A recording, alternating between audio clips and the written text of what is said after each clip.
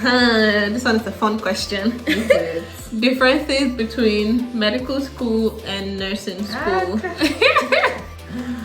So we want to know what's it like to be in medical school versus what's it like to be in nursing school. What are the pros and cons, I guess, differences? First of all, disclaimer: nurses, please don't come for me. I'm one of you.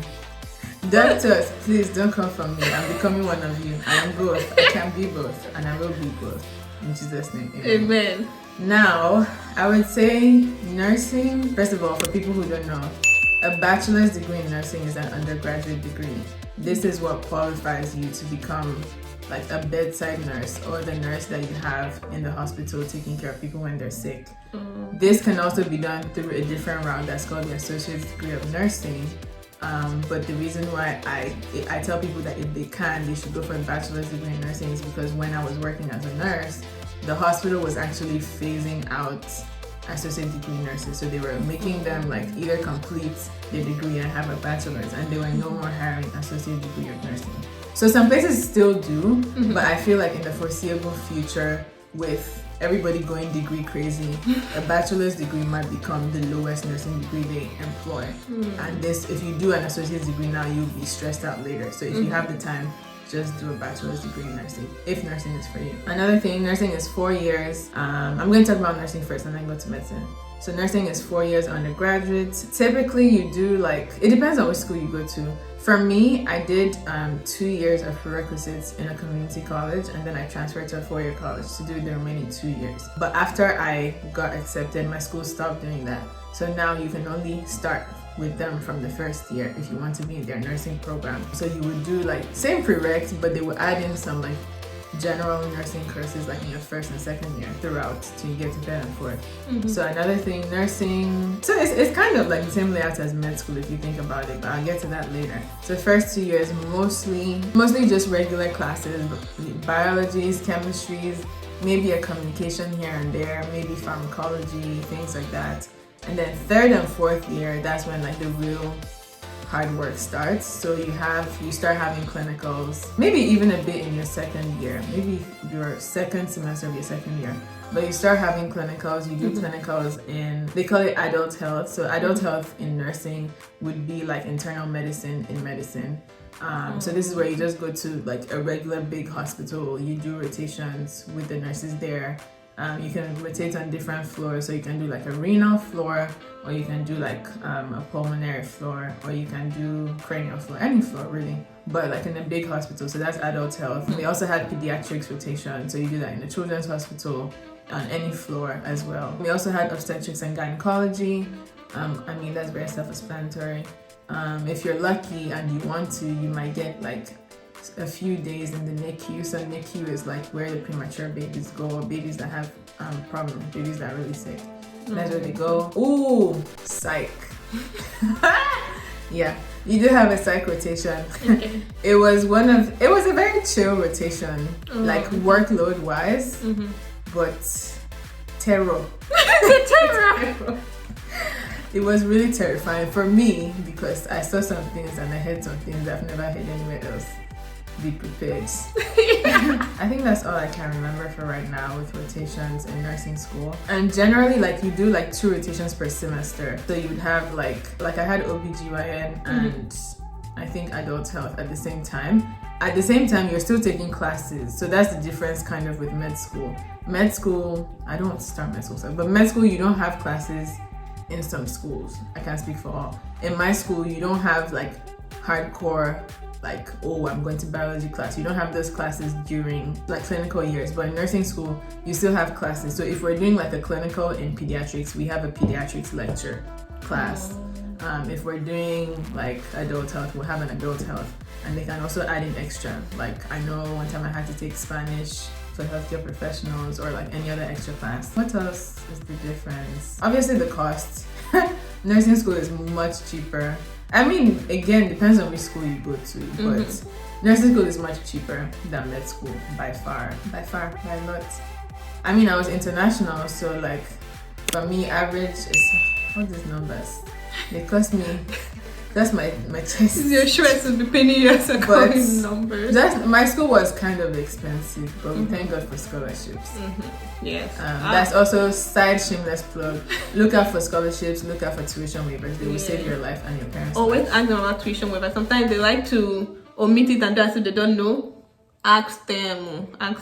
Yep. They will not even tell you. They will not tell you. A waiver is not compulsory information. It's not like scholarship. Scholarship they advertise because they know not everybody's going to get it. But like waivers, technically more people can get. It's just that they will lose money, so they won't tell you about it. Especially in Texas. Texas has an education code that gives waivers for international students when you meet a certain scholarship threshold. $1,000. Yeah, $1,000. But many of them will not talk about it. Yep. So, or they will have like a cap. So my school actually had a cap, and they told me that I didn't. First of all, they told me I didn't qualify. Or they told me I didn't qualify. They told me like I was too low in level. Like it was only going to end up at the PhD students. That it doesn't get to undergraduate students.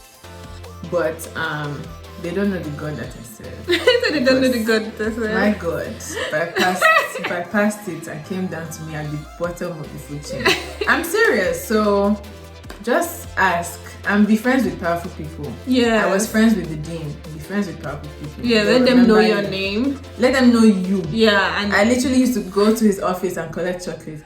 Let them know you. I'm serious. I like to be friends with powerful people because they are useful. If you watch one of my other videos, I'll link that video up here. But if you watch that video, it's the part where I say joining associations helps you make connections with people. So when you make those connections with people, that's when you're able to know about all of these opportunities. How I got my waiver is because I knew I was talking with people. That's how I knew what to do, like how to get a scholarship and also get the waiver at the same time. Like you just have to have connections with people because it's by connections that you get all this information, really. Because nobody's going to tell you. Nobody's going to come and tell you, oh, you're an international student. They have this. Nobody will tell you. Not even the international students office. Exactly. Not even the international students office. They won't tell you. So you have to have connections in other places to be able to get some of these other opportunities. I agree. Obviously, like nursing and medicine, they are not the same thing. Like people think that.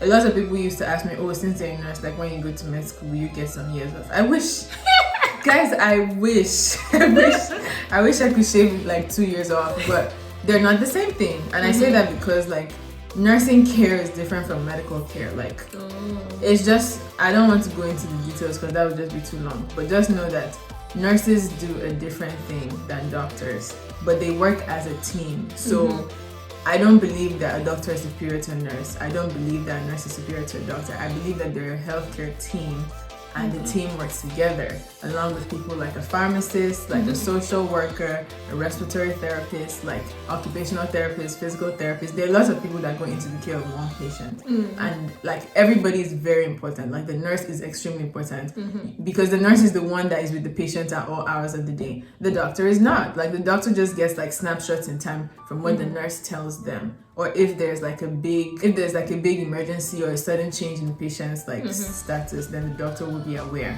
But like the doctor is not going to be there checking. Like the doctor can tell the nurse, oh, please can you check this patient's vital signs every 30 minutes? But the doctor will not be there every 30 minutes. The nurse will. So that's why it's good to. This is a shameless plug again, but it's good to be not just nice, but like be respectful to everybody because don't think that the fact that you have an MD degree makes you superior, or the fact that you have a master's degree or something makes you superior. Like everybody's on the same team. Our like main goal is to take care of the patient. That's what we should focus on.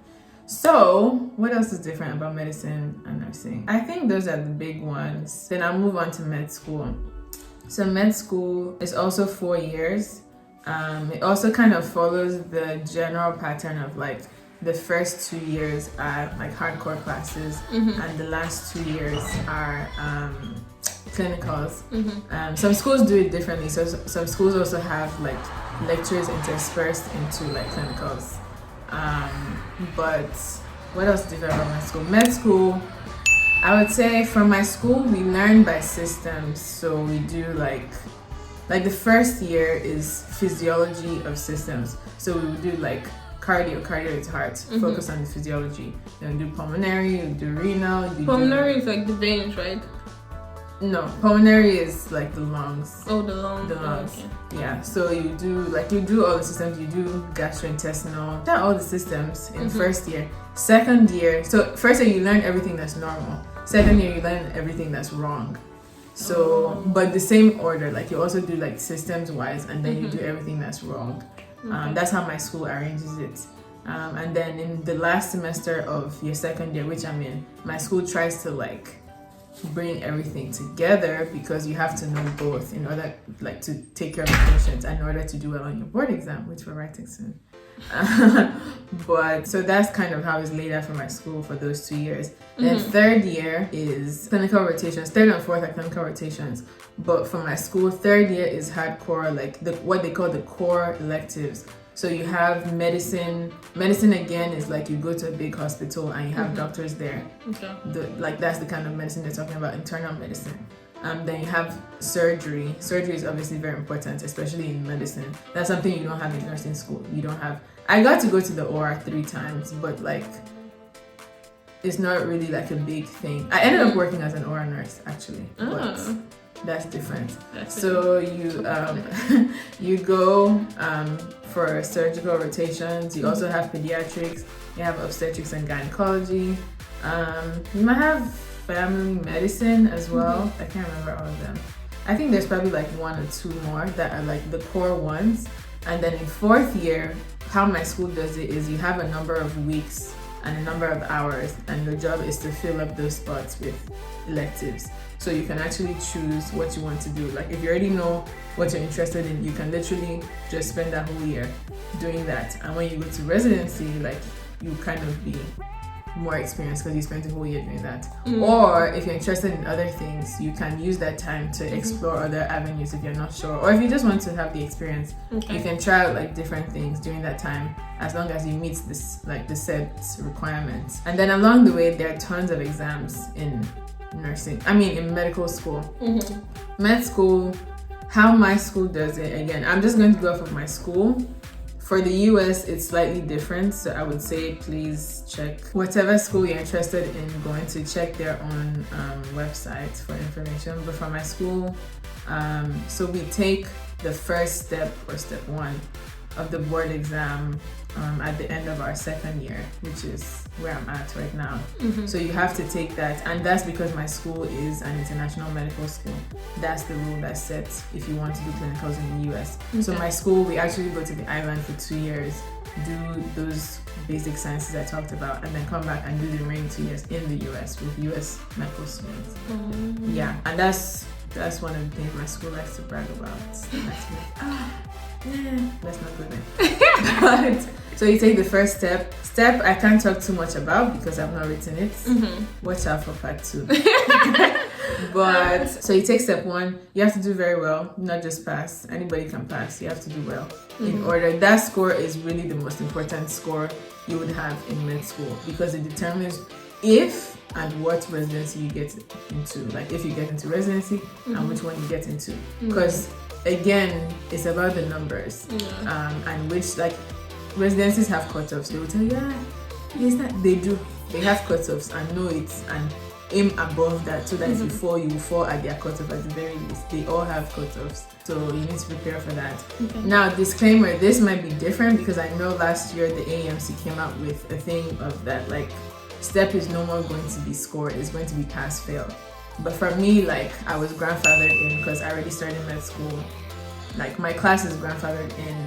So since we're graduating in 2023, we are still going to have scores for the step 1. But for people coming after me, that may not apply to you because it's already been changed that like step is going to go pass fail.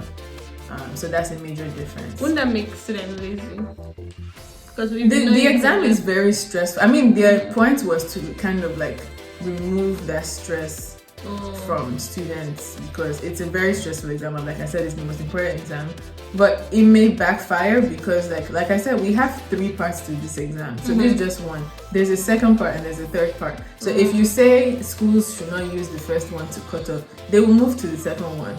And all the pressure is just going to be at the second one. So like there's really no difference in my opinion. And also to some extent, some people say that it may not bode well for international medical schools because that exam is like an equalizer. So if you're a good student and you perform well on STEP, you're a good student regardless of where you're coming from. But if you're coming in and everybody's pass-fail, now they can be like, well, we don't know if this person is actually really good. So if they wanted to choose between you and a US student, and you might have been better, but they don't have scores to prove that, they might go with the US student because of that. So that's what some people think. So yeah, that's just the first step, which for my school is at the end of the second year. Then there's a second step, which is divided into two parts. Okay. So the first one is based on basic sciences that you just did in those first 2 years. The second one is based on clinical knowledge. So for US med schools, apparently it's actually done like in the 4th year, but for my school it's done at the end of the 3rd year. So we would have just done your core rotations, and you have to be studying for this exam at the same time as when you're doing rotations. And there's a CK, so it's step 2 CK. CK is clinical knowledge. Okay. So that's basically what you're learning in clinicals. And then CS is clinical skills. So those are the practical skills. It's literally a practical exam, and that one is pass-fail. So that one has always been pass-fail. So literally, if you make one mistake, you can fail the whole exam, and you have to do it all over. So there's that. So that's step 2. And then there's step 3. Step 3 is after you graduate. I think step 3, again, I've not gotten enough. I'm just trying to do one step at a time. Literally one step at a time. But step 3 is, I think, after the first year of residency. I might be wrong. Please don't come for me. Like I said, I'm just trying to write step 1 right now. But step 3 is generally after your first year of residency. So after your intern year. Okay. So those are the steps or the different levels of the board exam for medicine. And then you have to write like the board certification exam for whatever specialty you go into. So this is like at the end of your residency or whenever during residency you have to write.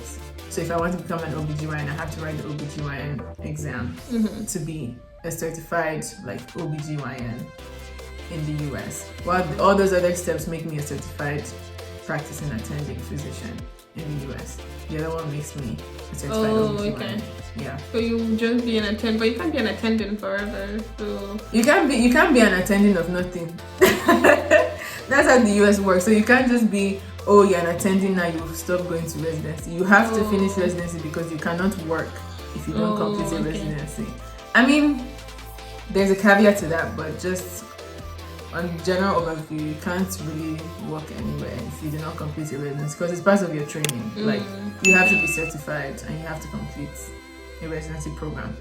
So, yeah, that's a major difference. Obviously, the residency and the long part. Nursing does have a residency after you graduate, depending on what type of nursing you're doing. So for me, since I was doing operating room nursing or surgical nursing, my residency was actually 1 year. But I was a dropout because I had to go to medical school. That's why I dropped out. Not to go and have fun. Finish your work, focus. Then regular, like other types of nursing are generally from like 3 months to 6 months because those clinicals you do, like if you're going to end up working in a big hospital, those clinicals you do are the same thing. You're just going to be spending more time and be independent. So they're like, you already got that in nursing school, so we don't have to spend a long time spoon feeding you in residency. But for operating room, there's nothing like operating room nursing in nursing school. So there are some types of nursing that you're not taught. Operating room nursing is one of those. You're literally, all the things you learn in nursing school generally don't apply in operating room nursing. So you kind of have to start learning from scratch. So that's why the residency for operating room nursing is so long. Oh, okay. Yeah. Okay, that makes sense. What else is different? I've talked about like the different, and the way we learn is different. Like nursing is in training is more focused on patient care. Like what steps can. So if a patient has like headache, they're not going to be thinking about what drugs can I give, what tests can I run. Nursing is going to be thinking, okay, like let me use blood pressure or. Yeah, let's use blood pressure. You can be like, okay, maybe they're in pain. That's why their blood pressure is increased. So then they'll act on like the doctor's orders of like, okay, if the patient has a pain from like 4 to 6 out of 10, let me give XYZ drug.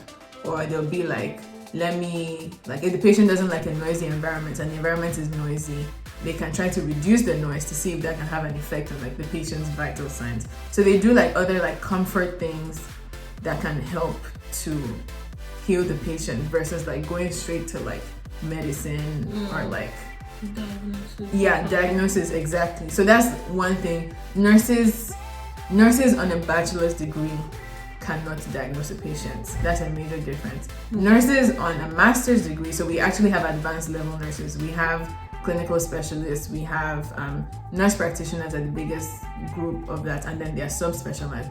Nurse practitioners in some states can actually diagnose and can see patients independently. A bachelor's degree nurse cannot. You can only like act on the diagnosis and the orders that the doctor has given, but you can recommend and you can say things, you can say your mind, you're free to say anything you want. Like if the doctor is saying, oh, this is the treatment I think will work. And nurses actually don't think nurses don't know anything about like drugs and pharmacology. They do. Like I spent a whole semester learning about pharmacology. I spent a whole semester learning, like you learn the disease processes as well, because you're not just an assistant to the doctor. Like you have all the clinical knowledge, you're just using it a different way. So that's why it's nice to have the nurses, because they are seeing things in a different, more holistic picture that the doctor might not. The doctor might just see the pathophysiology and like the pathology of the issue, like the patient has blood pressure problems, they check, do they have any other like disease that might be causing that? If they don't, okay, let's just give them a beta blocker and see how that works. The nurse might be like, actually they have anxiety, or they have insomnia, or they have something else that they told me about, which might actually change the treatment plan. So nurses help the doctor to see like the full picture, but nurses cannot like diagnose a patient. We actually have nursing diagnoses, but like those are not, like a doctor can tell a patient they have, let's say what I just learned or what I just reversed. They can tell a patient that they have subdural hematoma, but a nurse cannot tell the patient that they have different words they will call it, but like they cannot tell the patient that they have subdural hematoma if the doctor has not told them. So it's just like the quote unquote power of diagnosis that nurses don't have, that doctors have.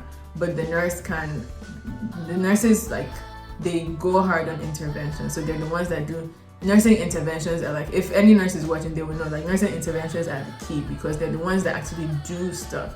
The doctor just has a plan, and rarely is he the one that is putting in the IVs. He's not the one that's turning the patient every 2 hours. He's not the one that's checking the blood pressure and all the other vital signs. He's not the one that's changing the bedding. He's not the one that's talking to the patient, making sure they get their food, making sure they get their meds. So like that's kind of another big difference with nursing and medicine, or nursing and med school. Yeah, I think that's all I can think of for now.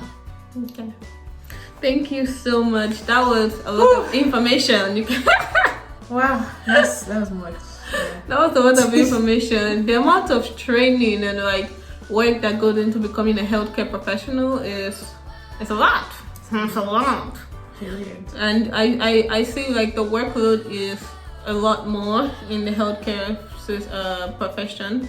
It's crazy. You look disgusted. Oh, workload. I need to talk about like the workload. I say this with, again, I already put my disclaimer, nobody should come for me, please leave me. I think that nursing school is the medical school of undergrad. Like the way I am in medical school right now is how I was. So nothing has changed. How I was in nursing school has been improved on in med school, but how I am in med school is how I was in undergrad, because nobody else was working as hard as I was, like in nursing school. My dean literally used to tell us, stay boring, like that's your goal. You're not here to catch fun, you're here to do, like, it's a lot of work, you're here to do this work. And nursing school was so strict.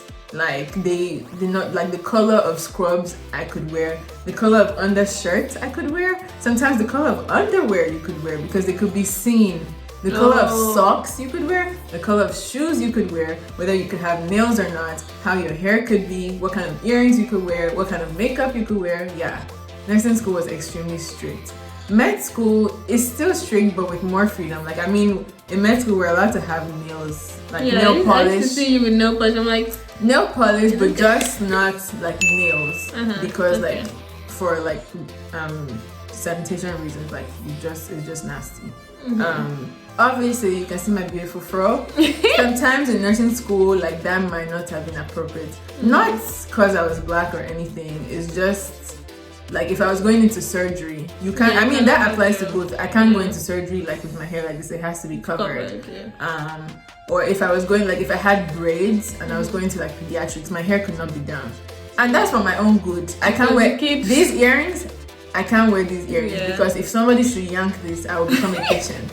So like there are things, some of the things are put in place to protect you, but sometimes they're also just straight up annoying. Like the color of shoe I wear really doesn't matter. Really? Yeah, we could only wear white or black. That doesn't matter in med school. In fact, med school, people want to show off all their scrubs. It's just that they tell us in my school we can't have like different color scrubs. So if like I'm wearing scrubs right now, I have to wear blue top and blue trousers. But like so like the workload in nursing school was a lot for me at that stage. I thought it was a lot until I went to medical school. Medical school is like, everybody says it, it's like drinking out of a fire hose. It really is. It really is. It's like you just turn on your tap on the highest, connect it to your hood, open your mouth. That's how it feels. Like every lecture, every small group, every post-read, every pre-read just feels like, oh God. Like, can I just catch a break? No, you don't catch any break. You catch a break on the holiday, which is why I personally maximize my holidays. I don't study. You can ask anybody that knows me. I play very well, very hard. I do during the holidays because I work very hard during the semester. And the way she plans her fun during the holidays, she doesn't play with her holidays at all. If I get last year, like I was in school for I can say I got like 6 weeks. Okay, no, maybe like 8. Maybe 6 to 8 weeks off during the whole year. And a year is what, 52 weeks? That's a lot of, like, we don't have I didn't have summer break last year. So like I was in school from June to December. That's a long time to be in school. So that's why I say I play very well. But like the workload in med school is a lot more, and you have to be like a lot more planned. So if you want to know more about my schedule, she has another video. Yeah. You can go watch that one. If you want to see what a typical day in her life is like, I have another video on that. I'll link it up here as well. So make sure you go check it out. It's intense. It's very intense. You can do it though. You can do it. But yeah, you can do it. Go for it. I believe in you. I do too. But yeah, so thank you so much. It's been interesting, listening to you, asking you questions, talking about all of this. It's the Lord is a muscle. But yeah, I hope this video was really insightful to you guys. I hope this video helped you in some way. If you need more help, regarding the medical field in America, hit me up with your questions. I'll direct them to her and we'll get the answers back to you. Yeah, the roundabout way. But but yeah, I hope this video was helpful to you. Don't forget to hit the subscribe button. Don't forget to like this video, thumbs up, share with your friends and family, share it to everybody who think that, other people, when in Nigeria we say, I want to be a doctor, send it to them, let them know what they're signing up for. But yeah, I'll catch you guys in my next video. Peace. Thank you.